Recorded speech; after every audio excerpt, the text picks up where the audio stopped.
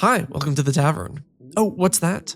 I'm watching sumo. Shh. The match is about to start. Against Onosato. Soft touchy eye. Onosato right hand inside, not doing much with the left. Kamifuji left hand out, right hand in. Takes the Yokozuna to the edge. Yokozuna try to shake him off. Goes one way, then... Damn, who do you think won? That looked really close. Oh, you don't know how sumo works? Well, let me help you out with that. I love sumo, been really getting into it this past couple years. It's an awesome sport, and sumo is so simple to learn, free to watch, and really exciting. In this video, I'll tell you everything you need to know to start watching sumo today, and I'll try and explain everything in under 9 minutes. So the rules of sumo are pretty easy. Both wrestlers must start behind the white line, and they start when everyone's hands are down. Yes, you can take your time and you can fake out your opponents if you want. False starts are a thing. Then you must force your opponent out of the ring or knock them down. If anything other than the bottom of their feet touches the floor, they lose. There are a few other things which are not allowed.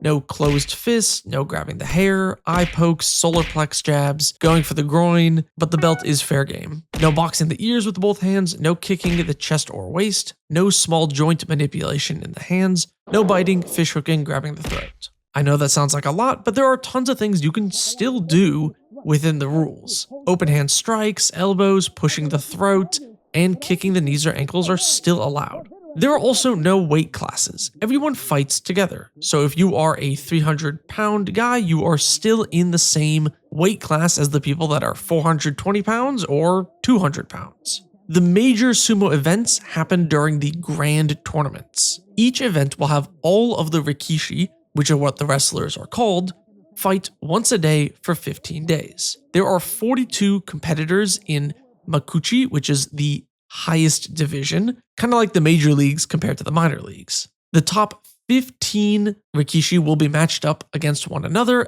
and then the next set of 15 and so on and so forth. Every time a rikishi gets 8 or more wins, they can rank up. Every time they get 8 or more losses, they can rank down. Here's how the ranks work. The top is the Yokozuna. I'll explain a little bit more about why this rank is special in just a moment.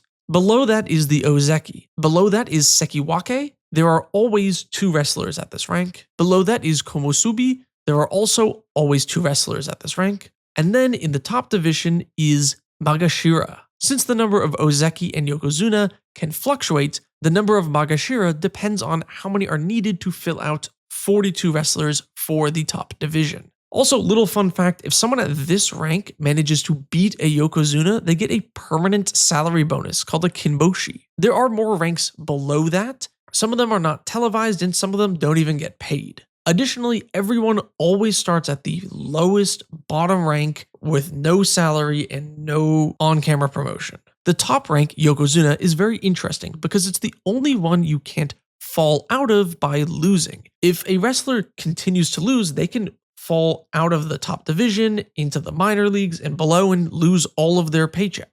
But instead, if you're a Yokozuna and you begin to lose more often, you're expected to just, on your own accord, retire. Ranking up into Yokozuna also requires more than just winning. There is a bit of a cultural aspect to it, and you have to be selected by the committee. It's a bit more complicated than I'm going to go into in this video, so I would recommend looking it up or watching some other videos on it to check that out. Now that you know the rules and how the ranking works, how do you actually watch sumo?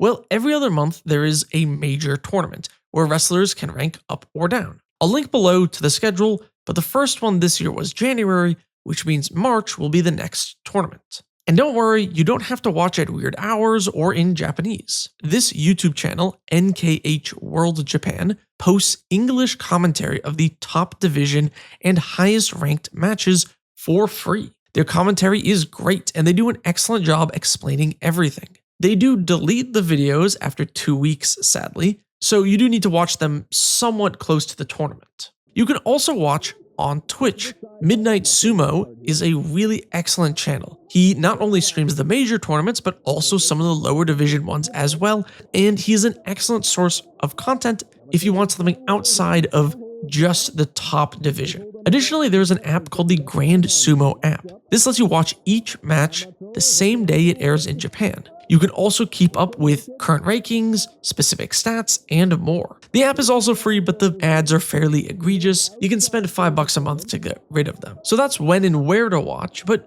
who should you be watching? Well, you can root for whomever you want. A lot of people have a favorite wrestler that they follow individually. You can also just watch and enjoy each match by themselves. Maybe you'll find one of the smaller wrestlers really exciting, or maybe a different Rikishi has a specific style that you think is really cool. But if there's one guy to keep your eye on, it would be Aya Nishiki.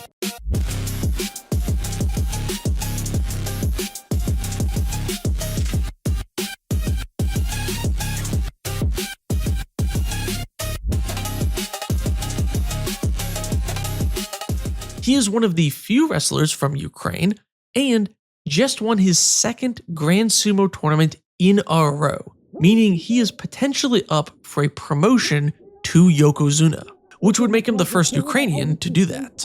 Personally, I'm rooting for him. This dude is a beast. I've been using highlights from some of his wins as examples in the background of this video, and I know he's training his butt off to get that third win in a row. Just look at him benching 200 kilograms, which is 440 pounds for us Americans.